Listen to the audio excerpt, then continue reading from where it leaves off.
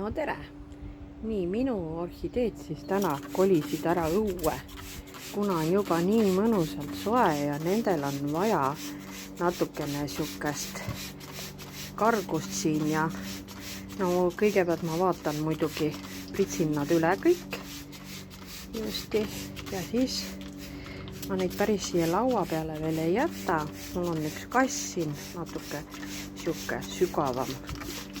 Panen nad sinna sisse praegu, et nad päris tuult ei saaks. Nii et panin nad nüüd kasti ja nad jäävad siia sisse praegu. Et õhtu ma siis vaatan, kuidas on siin.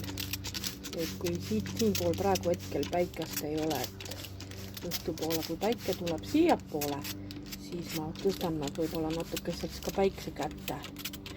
Aga õhtu ma siis vaatan, kuidas ka öötemperatuur tuleb, et võib-olla ei jäta ka päris ööseks neid siia.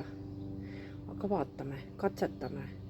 Igal juhul neil on vaja sellist värsket õhku vahepeal. Ja õues nad tahavad olla, nii et võivad terve suvi õues olla. Aga aitäh ja jälle nägemiseni!